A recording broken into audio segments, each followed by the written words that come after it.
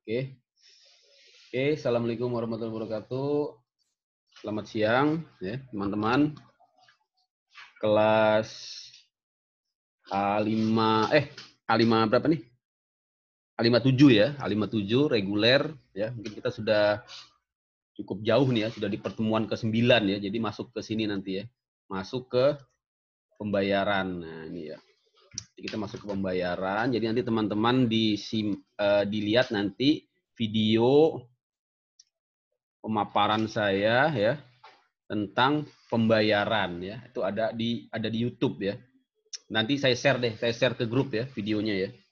Saya share ke grup.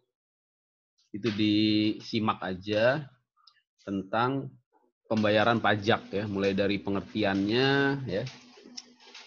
Ini dia pengertiannya. Terus fungsinya, ngantuk nih ya. Enaknya sambil ngopi nih ya. Berapa orang nih? Pangestu ya. Pangestu, Hafiz, Hening, Yasmin baru 5 nih. Total ada berapa sih?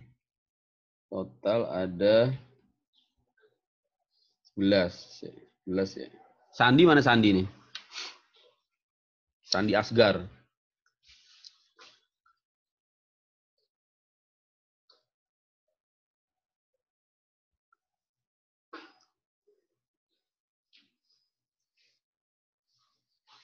Pertemuan 8 belum, Pak. 8. Pertemuan 8 itu Iya, Pak. belum ya? Pertemuan 8 ya. Pembukuan belum ya? Iya, berarti kita 8 sama 9 ya. Oke lah. Ya. 8 sama 9. Jadi nanti masuk di sini ya. Intinya nanti hari ini sih kita sampai ini aja sampai pembayaran ya. Nanti begitu pertemuan 10 pembukuan ya. Jadi nanti ini penting ya. Masalah pembayaran, pembukuan, terus juga masalah pemeriksaan ya. Dalam kuliah hukum pajak kita ini penting sekali ini karena nanti kaitannya dengan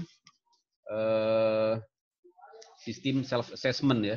Sistem self assessment di mana sistem self assessment itu ya kan kalau kita lihat di filosofi KUP yang udah kita pelajarin sebelumnya itu nanti sistem self assessment kita ini di perpajakan itu akan diuji ya, akan diawasi lah gitu ya oleh pajak ya, oleh Direktorat Jenderal, oleh Fiskus dalam bentuk official assessment. Jadi sebenarnya tidak murni self assessment ya, karena nanti ada official assessment ya dalam bentuk pemeriksaan yang nanti akan kita bahas ya. Jadi selain official self assessment yang berbentuk pelaporan ya secara mandiri, kemudian pembayaran secara mandiri ya, kemudian juga pendaftaran ya. Sebelumnya kan dimulai dari pendaftaran ya siklusnya ya. Siklus pendaftaran ini kan udah kita ya. Sini pendaftaran, terus di pelaporan ya kan. Terus berikutnya di pembayaran ya kan. Kemudian nanti juga ada yang namanya pembukuan ya, pembukuan. Jadi melakukan pembukuan secara mandiri gitu ya. Nah, mengenai pembukuan ini nanti ada syarat-syaratnya, kita lihat ya, dan juga ada ketentuan-ketentuannya, baik itu pembukuan maupun pencatatan ya. Kemudian juga nanti dilihat yang namanya pemeriksaan ya. Nah, ini juga nanti kita lihat ya pemeriksaan ya. Mudah-mudahan kita minimal sampai sinilah ya, sampai pemeriksaan lah ya. Nanti di pertemuan berikutnya ya, baru kita masuk ke penagihan ya, penagihan pajak. Penagihan pajak itu sudah merupakan upaya akhir gitu ya, upaya akhir dalam siklus official assessment ya. Jadi sesudah pemeriksaan ya nanti apabila ditemukan adanya pajak yang kurang dibayar, ya. Nah, maka itu akan akan berujung kepada self assessment gitu ya. Akan berujung kepada penagihan pajak ya. Nah, ya. Gitu ya. Ini kalau ada yang mau nanya-nanya langsung aja ya. Langsung aja dihidupin itunya mic-nya. Ya, yang mau nanya, biasanya pada nanya nih. Atau lewat chatting ya. Nah, ini Sarah ada nih. Apa kabar nih Sarah nih? Alhamdulillah bisa masuk. Halo. Sarah. Ya, Bu. Gimana kabarnya? Baik, Pak. Ada sinyal sekarang ya? Ada Pak pakai Telkomsel sekarang. Wah, alhamdulillah pakai Telkomsel. Gimana bisnis lancar?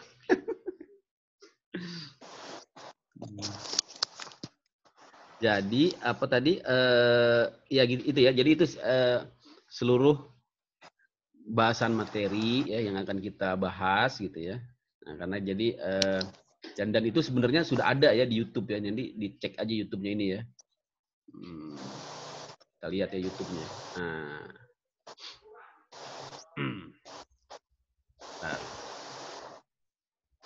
udah ada YouTube-nya, jadi udah enak gitu ya. Nah ini ya. Nah, apa kita nonton YouTube aja nih? Nah ya. Nah, ini yang kemarin kita ini nih. Udah saya bikinin. Dengeran nggak suaranya? Dengeran ya? Jadi udah ada YouTube-nya ya. Sampai saya bikinin 55 ini tuh. Ada 55 file tuh ya.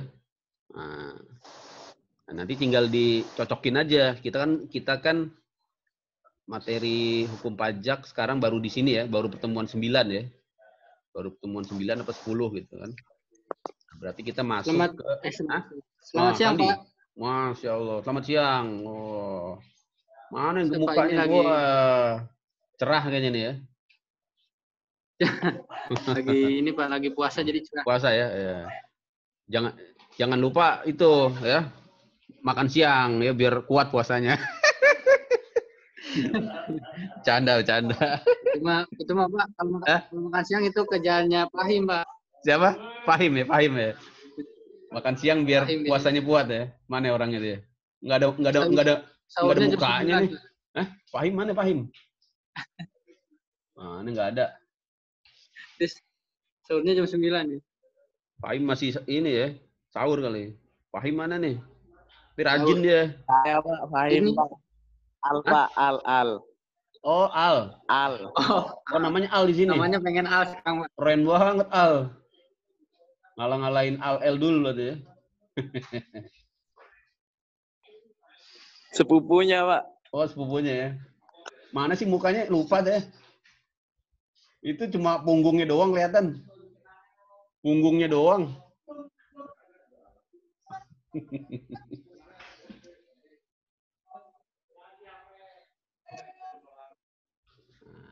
Gitu ya. Kita lanjut ini ya. Kita lanjut ya. Oh, Fahim ya. Al Pangestu tuh Fahim ya. Oke, lupa deh. Iya, Pak. Siap Pak, siap. Ya. Ini udah pada ngumpulin UTS ya udah ya. Nah, saya kasih nilai lah. A57 ya. Udah nih Sarah udah ya. Sarah udah ngumpulin. Udah pada email ya. Sandi udah semua kayaknya nih. Nah, jadi itu ya. Jadi kita sekarang di sini ya. Di mana pembayaran ya. Nanti lihat aja di YouTube ya. Pembayaran itu di YouTube nomor kelihatan ya? Sharing ini ya. Wow. Oke, masker. Ya, Pak, kelihatan. Kelihatan ya. Nah, nanti dilihat aja siapa ini. Yasmin, Hafiz. Iya. Pak, itu pakaian. Kita sebentar aja ya. Setengah jam. Saya cuma ngasih ini aja, ngasih apa namanya gambaran umum aja lah ya. Gambaran umum aja. Oh.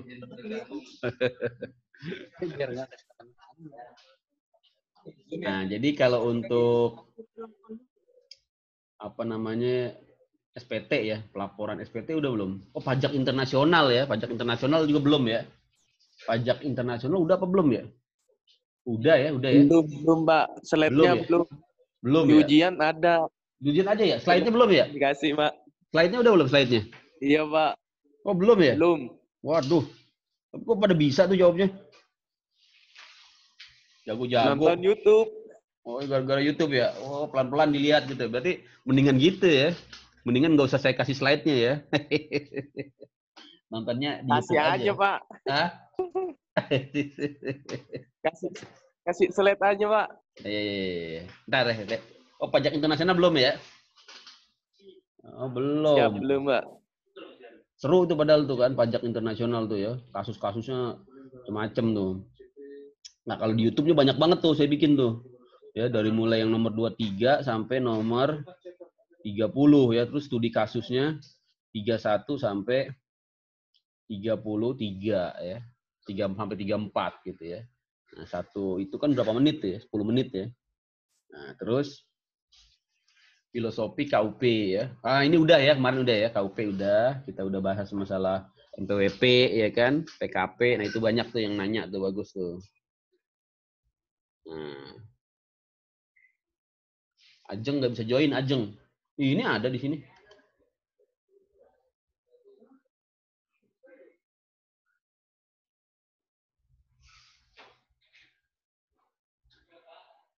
Oke, apa-apalah. Nah, jadi sekarang kita masuk ke ya. Masuk ke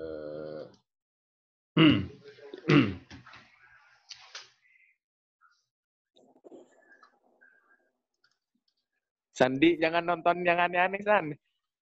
mana? Wih, lagi di mana nih Sandi nih?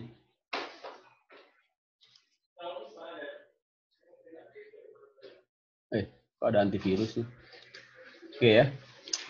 Jadi kita sekarang masuk ke sini ya. Pembayaran ya. Jadi pembayaran itu sih, nah nanti dilihat aja sih ya. Dilihat aja di slide-nya ya. Kemudian juga dilihat di file YouTube saya. Di situ sudah saya terangin ya tentang proses yang namanya pembayaran pajak ya. Jadi kan kalau kita lihat di apa namanya kuliah-kuliah terdahulu gitu ya, yang namanya sistem self assessment kita itu salah satunya adalah melakukan pembayaran sendiri ya. Jadi pembayaran ini memang tidak harus menunggu adanya penetapan gitu ya, tidak harus menunggu adanya penetapan ya. Jadi bisa dilakukan secara bukan bisa ya, bahkan harus gitu ya, harus dilakukan secara mandiri, artinya secara self assessment ya. Begitu ada utang pajak gitu ya, utang pajak dalam arti ajaran material. Masih ingat kan kemarin utang pajak yang namanya ajaran material dan yang namanya ajaran formil. Masih ingat nggak? Nah, Sandi inget nih biasanya nih. Iya kan? Kalau yang ajaran material itu kan utang pajak itu tidak perlu menunggu adanya surat ketetapan pajak ya, tapi ketika ada sebuah peristiwa gitu ya, peristiwa perdata gitu ya, misalnya jual beli ya, atau suatu kondisi ya, kondisi yang yang mengharuskan untuk membayar pajak gitu ya, misalnya apa ya, kondisi mendapatkan penghasilan lah gitu ya, mendapatkan penghasilan gitu kan, dia mendapatkan penghasilan gitu ya, dapat gaji gitu ya. Nah di situ maka menjadi terutang gitu ya. Nah di sini ada dua mekanisme memang ya, ada yang dibayar secara sendiri gitu ya, kemudian ada yang dibayar oleh pihak ketiga ya, yang atau yang disebut dengan potongan ya, potongan atau pungutan ya. Jadi dipungut oleh pihak ketiga. Nah kalau gaji gitu ya atau pendapatan itu ya banyak yang memang kita tidak membayar secara langsung ya, misalnya kita sebagai karyawan gitu ya, atau kita sebagai pemberi jasa gitu ya, pemberi jasa, kemudian kita menerima pembayaran, kadang-kadang sering pajaknya itu sudah dibayarkan gitu ya, atau sudah dipotong. Nah, tapi kemudian tapi selain itu juga ada yang memang kita bayar sendiri gitu ya, kita bayar sendiri ya.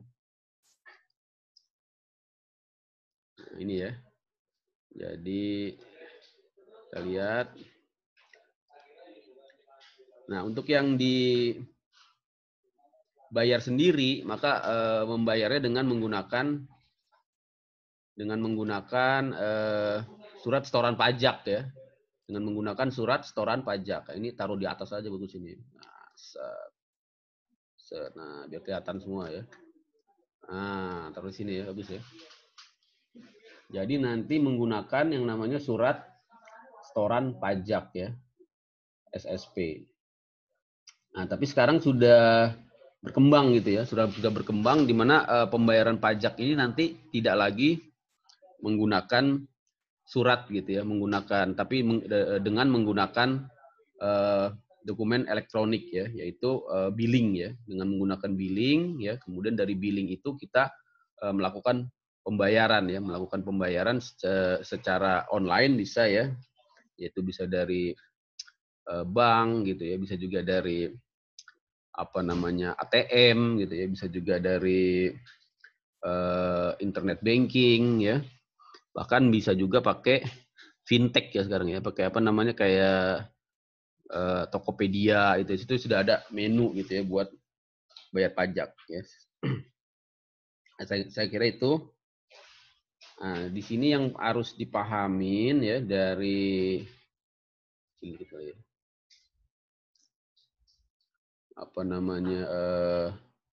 pembayaran pajak ini. Halo. Yang harus dipahami Ya, Pak. ada. Mantap. Jadi kita lihat ada yang namanya jangka waktu pembayaran ya. Nah ini pun, dan ini banyak banget ya. Nah ini nanti teman-teman kalau mau perhatikan gitu ya. Jangka waktu ini jangan sampai kelewat, intinya itu ya. Baik yang berdasarkan utang karena dengan ajaran material tadi ya, utang dengan ajaran material maupun utang yang dengan ajaran formil tadi. Maksudnya apa? Utang dengan ajaran material itu artinya utang pajak yang timbul karena adanya suatu peristiwa ya. Misalnya di sini ya contohnya ya. Untuk PPh pasal 4 ayat 2 ya. Nah, PPh pasal 4 ayat 2 itu ya yang dipotong ya oleh pemotong pajak ya, oleh pemotong penghasilan harus disetor paling lama tanggal 10. Nah, ini memang kewajiban pemotong gitu ya. Kewajiban dari pemotong ya. Jadi PPh pasal 4 ayat 2 ya. Jadi ada macam-macam PPh memang ya. Ada PPh pasal 4 ayat 2, ada PPh pasal 22 ya, ada PPh pasal 23. Nah, nanti kita sih tidak sampai detail ke sana ya. Intinya sih yang perlu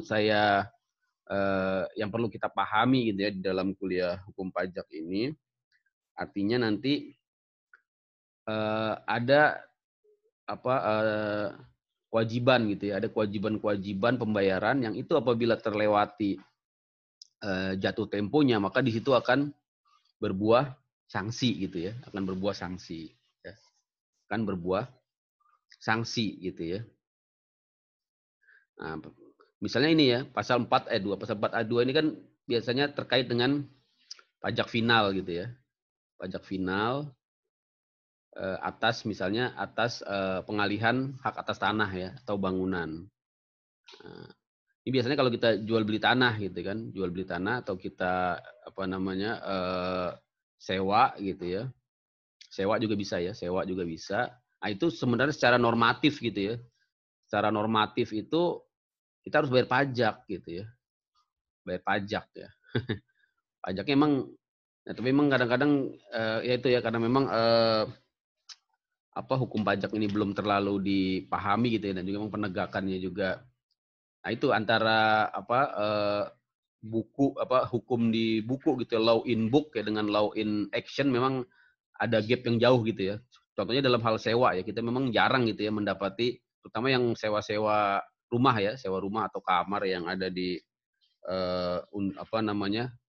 umum gitu ya di masyarakat, memang jarang gitu ya. Ini apa sih? Memang jarang yang sampai itu kemudian sampai kemudian keluar itunya tagihan pajaknya gitu ya. Padahal seharusnya itu baik pihak pembeli gitu baik pihak penyewa gitu ya maupun yang penyewa maupun yang menerima sewa gitu ya, itu harusnya membayar pajak gitu ya, dan itu harus distorkan gitu ya ke kas negara. Nah, ini yang mungkin memang PR yang berat gitu ya, PR yang besar buat Direktorat Jenderal Pajak ya, aparat pajak, bagaimana untuk bisa mengawasi gitu ya, mengawasi sektor-sektor pajak yang sifatnya informal seperti itu gitu ya, guys. Halo. Nah, ya. Jadi contohnya ini ya. Nah, ini bagaimana nih nanti prakteknya. Nah, ini harus diteliti oleh teman-teman nanti kalau yang mau ngambil skripsi ini bagus ya. Misalnya bagaimana ya. Ini kan nanti bisa kita teliti ya. Bagaimana pengawasan Direktorat Jenderal Pajak atas ya kan pelunasan ya atau pembayaran. Waduh, habis ini saya nih. Atau pembayaran PPH ya. Pasal 4 ayat 2 atas penghasilan dari pengalihan hak atas tanah atau bangunan yang dipotong. Nah, ini kan harus diawasi gitu ya. Jangan-jangan emang kebanyakan gitu ya. Emang kebanyakan sewa menyewa ya tanah dan bangunan ini nggak bayar pajak gitu ya. Jadi lewat-lewat aja gitu ya. Atau ada juga yang mengambil pajak gitu ya, yang memungut pajak tapi kemudian pajaknya tidak distorkan. Nah, ini memang masih menjadi permasalahan ini ya. Harusnya dia itu dipungut pajaknya ya, dipungut dan harus distorkan sebelum terjadi transaksi ya. Sebelum terjadi transaksi. Sebelum akta gitu ya. Ini paling yang bisa yang pakai akta itu yang pakai notaris gitu ya. Nah, di sini mungkin kewajiban notaris juga ya, kewajiban notaris juga sebelum dia menandatangani akta gitu ya atau membuat akta ya dia memastikan bahwa para pihak itu sudah membayar pajaknya ya, baik itu pajak pusat yaitu pajak ataupun pajak daerah ya. Kalau pajak ini pajak pusat ya, pajak penghasilan atas pengalihan hak atas tanah ya, PHTB ya. Tapi ada juga yang pajak daerah ya, BPHTB ya, bea perolehan. Jadi ada dua ya, ada pajak pusat dan juga ada pajak daerah gitu ya. Nah, ini memang harus benar-benar dipahamin gitu ya. Nah, kemudian ada lagi PPH yang dipotong oleh pemotong PPH. Nah, ini harus di-store tiap tanggal 10 ya, tiap tanggal 10. Ya, jadi ada timeline-nya. Ada juga yang apabila di store sendiri maka harus di store paling lama tanggal 15. Jadi kalau saya lihat sini rata-rata maksimal tanggal 15 gitu ya. Nah, tapi sebisa mungkin secepat mungkin gitu ya. Intinya kalau kita motong ya atau kita harus bayar sendiri ya jangan sampai lewat dari tanggal 10 ya, kecuali ini tadi ya, kecuali yang pajak atas atas perolehan hak atas tanah ini sebelum terjadinya perikatan ya, sebelum terjadinya akta. Ya itu ya teman-teman ya. Nah, mungkin yang yang penting di sini sanksi kali ya, mungkin sanksi ya nanti. Nanti juga dilihat aja di YouTube-nya itu udah ada sih, udah saya jelasin ya. Ini saya cepet aja ya. Karena puasa juga nih kayaknya pada ngantuk ya bawahnya ya. Apalagi yang dijelasin pajak gitu ya. Nah, jadi ada sanksi di sini, sanksi keterlambatan ya. Nah, sanksinya itu adalah 2% ya. Sanksinya berupa bunga ya. Baik terlambat ya karena ini ya misalnya ya terlambat karena apa? Terlambat atas pajak ya. Aduh, ya, terlambat pada suatu masa pajak ini ya. Nah, ya. Pasal 9 ayat 2A Undang-Undang KUP ya. Contohnya adalah PPh pasal 25 ya. Jadi PPh pasal 25 ini maksudnya adalah angsuran PPh ya, angsuran PPh yang dibayar tiap bulan. Jadi kalau kita perusahaan gitu ya, badan hukum lah gitu ya, badan hukum dia itu memiliki kewajiban untuk mengangsur ya, untuk mengangsur pajak penghasilannya ya. Jadi dengan cara apa? Dengan cara dia memperkirakan gitu ya. Memperkirakan PPh per bulannya berapa ya dengan berdasarkan pada PPh tahun sebelumnya ya. Jadi PPh tahun sebelumnya berapa ya atau penghasilan tahun sebelumnya berapa kemudian dibagi 12 itulah yang disebut dengan PPh pasal 25. Dan itu harus dibayar setiap bulan ya. Nah, tadi kan kita lihat ya itu harus dibayar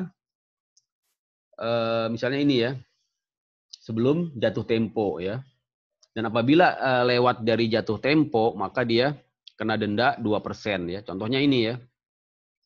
Misalnya angsuran masa pajak bulan Mei ya tahun 2008 dibayar ya, ini bulan Mei ya, dibayar 18 Juni ya dan baru dilaporkan tanggal 19 Juni ya. Dan pada tanggal 15 Juli maka diterbitkan surat tagihan pajak ya. Jadi kalau nanti dia terlambat ya kemudian ketahuan gitu ya, ketahuan oleh pajak gitu ya, maka nanti diterbitkan surat tagihan pajak berupa sanksi bunga ya, bunganya 2% per bulan ya. Tadi kan karena tadi misalnya penghasilannya 10 juta ya yang harus disetorkan per bulan ya, maka kena 2% ya, 2% dari 10 juta 200.000. Nah, ini kira-kira seperti itu ya. Kalau kita perusahaan ini ya, kalau perusahaan terlambat menyetorkan ya pajak dalam suatu masa pajak. Contohnya adalah PPh pasal 25 ya. Bisa juga nanti PPN ya, bisa juga PPN ya. Misalnya PPN juga sama ya, ada PPN masa gitu ya, PPN masa. Itu juga harus distorkan ya. Apabila terlambat dia kena denda 2% ya. Itu Kira Pak itu, untuk setor Pak untuk setornya itu biasanya per kapan Pak? Setornya ini tadi nih. Jadi ada yang per bulan ya, ada yang per tahun gitu ya. Nah, kalau yang per bulan Oh, gitu. ini ya. Ini ya. Ini banyak nih nanti saya kasih nih. Oh, saya kopas aja di ini ya. Saya copas di grup nih ya. Nanti dibaca di grup ya. Ctrl A, Ctrl C. Ini saya taruh Berarti itu per bulan juga sama per tahun beda Pak ya? Beda. Pelaporanannya. Tapi kalau kita ya, kalau untuk kita kan biasanya kita kan orang pribadi ya. Kalau orang pribadi sih tahunan aja. Tapi ada yang itu sebenarnya per transaksi juga ada ya, per transaksi ya. Misalnya ini kan, ini pelan-pelan nih kita baca ya. Misalnya ini ketika kita melakukan transaksi ya.